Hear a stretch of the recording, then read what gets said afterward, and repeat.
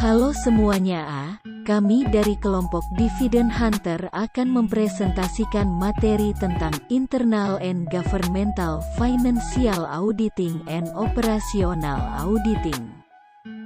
Tapi sebelum itu, kami akan memperkenalkan diri kami terlebih dahulu.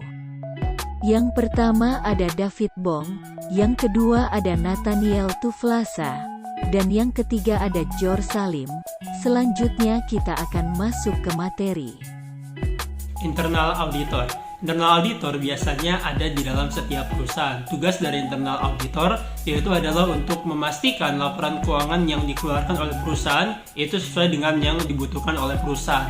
Nah, Internal Auditor juga punya 3 fungsi. Yang pertama itu dia mereview, memastikan bahwa informasi yang ada di dalam laporan keuangan itu merupakan informasi yang betul-betul dapat dipertanggungjawabkan, informasi yang betul-betul menggambarkan posisi keuangan perusahaan saat itu. Dan yang kedua itu adalah auditor, itu memastikan lagi bahwa laporan keuangan yang disusun itu sudah sesuai dengan standar yang berlaku, atau dalam hal ini mungkin di Indonesia standarnya adalah standar akuntansi keuangan. Dan yang ketiga itu adalah auditor memastikan bahwa setiap aset yang dimiliki oleh perusahaan itu terlindungi. Nah, internal auditor itu sebetulnya sangat berperan penting bagi perusahaan karena memastikan dengan laporan keuangan yang dikeluarkan itu bisa digunakan atau dipakai oleh orang-orang yang di luar, misalnya mungkin investor ataupun pihak perbankan, kreditor, untuk memastikan bahwa perusahaan ini benar-benar sehat, benar-benar sustainable.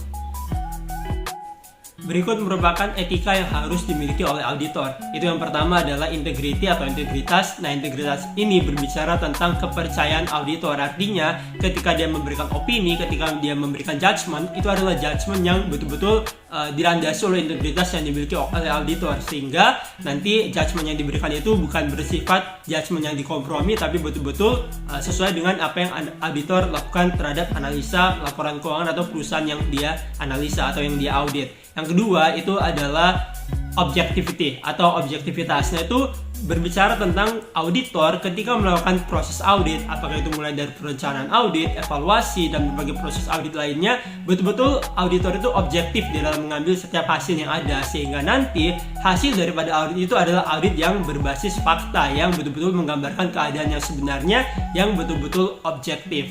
Dan kemudian auditor juga harus punya etika yang namanya confidentiality atau confident. Nah, itu artinya adalah auditor itu tidak boleh sembarangan membagi rahasia klien ketika melakukan audit. Artinya dia harus confidential, dia tidak boleh sembarang mendisclosure atau membuka atau mengungkap rahasia-rahasia yang dimiliki oleh perusahaan. Artinya auditor ini harus bisa memegang kepercayaan yang klien berikan kepadanya. Dan yang terakhir tidak kalah penting itu adalah kompetensi atau kompetensi. Itu berbicara tentang auditor itu harus kompeten di dalam menjalankan tugasnya di dalam mengaudit perusahaan. Ya, tentunya dia harus kompeten, dia harus bisa mengerjakan setiap tugas-tugas yang ada, setiap tahapan ataupun prosedur yang ada itu sesuai dengan ketetapan-ketetapan yang berlaku, sehingga nanti itu mengurangi terjadinya miss atau mengurangi adanya informasi yang tidak menggambarkan keadaan yang sesungguhnya atau biasa kita sebut dengan berdampak material. Nah, itu auditor harus bisa betul-betul kompeten ketika dia melakukan audit. Berikutnya ada audit pemerintah.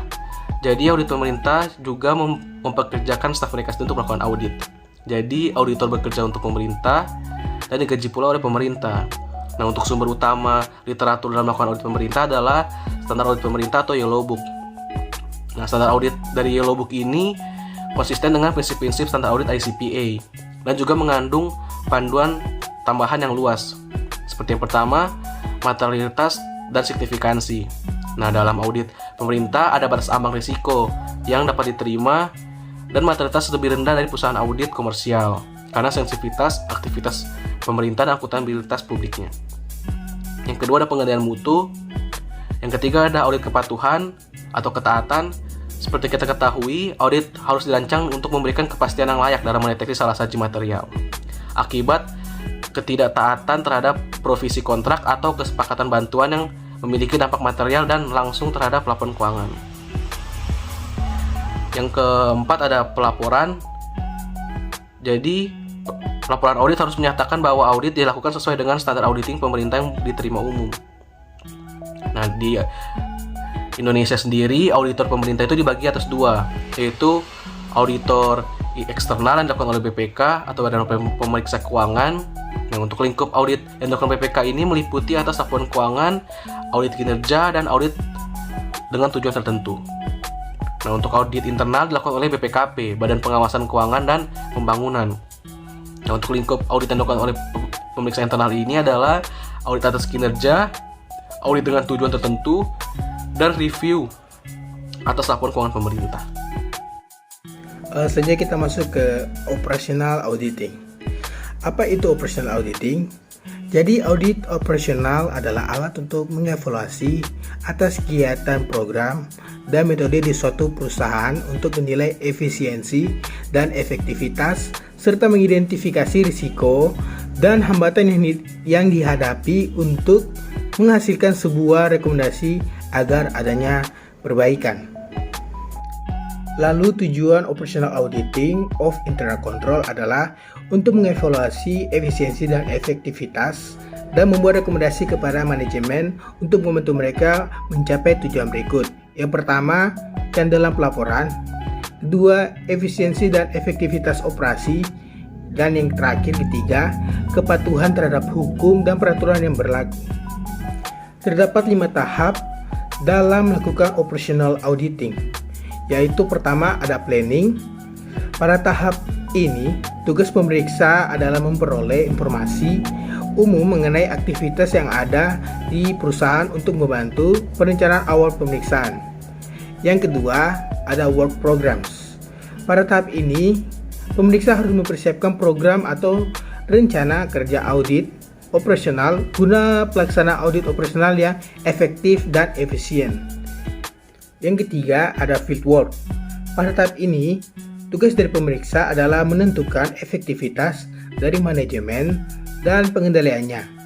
Tujuan dilakukannya tahap ini adalah untuk menentukan apakah masalah pada area yang sudah ditentukan perlu adanya perbaikan atau tindak lanjut untuk menangani masalah tersebut. Yang keempat, development of findings and recommendations.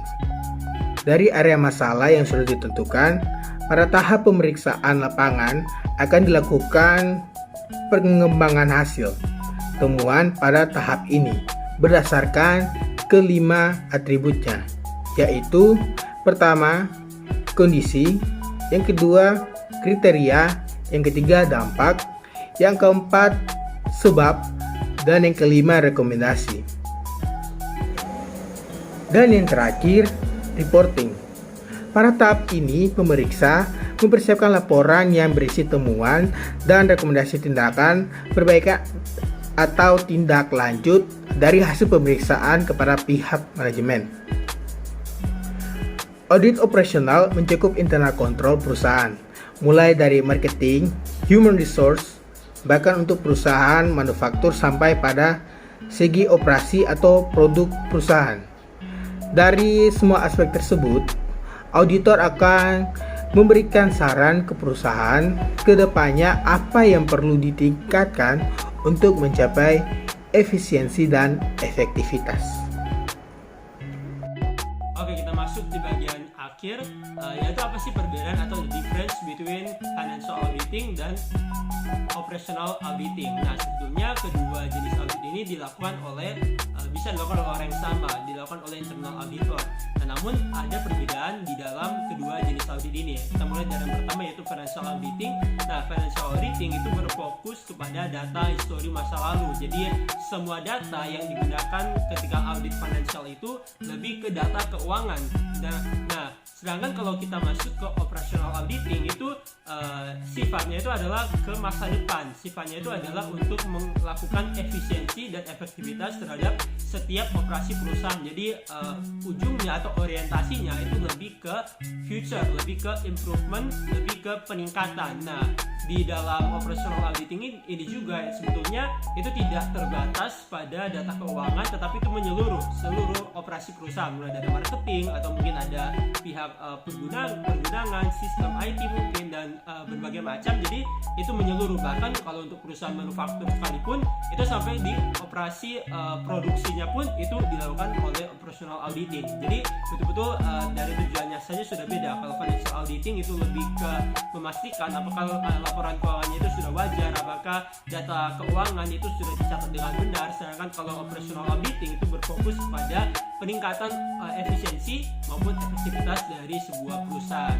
Nah, yang kedua itu perbedaannya yang tadi juga sudah dijelaskan orientasinya. Ya, jadi kalau financial auditing itu orientasinya lebih ke masa lalu, sedangkan kalau operational auditing itu orientasinya ke masa depan. Dan yang terakhir, yang tidak kalah penting itu adalah penggunanya. Nah, penggunanya siapa sih? Nah, untuk financial auditing itu penggunanya adalah stockholders atau investor, atau bisa juga pihak kreditor, perbankan yang akan menggunakan hasil audit dari financial auditing ini. Sedangkan kalau operational auditing itu fokusnya atau penggunaannya itu digunakan oleh manajemen. Nah, itu kenapa sih digunakan oleh manajemen? Karena itu merupakan sebuah informasi yang digunakan agar di kemudian hari manajemen itu bisa meningkatkan efisiensi maupun efektivitas dari operasional sebuah perusahaan. Demikian presentasi dari kelompok kami, Burung Irian, Burung Cendrawasih. Cukup sekian dan terima kasih.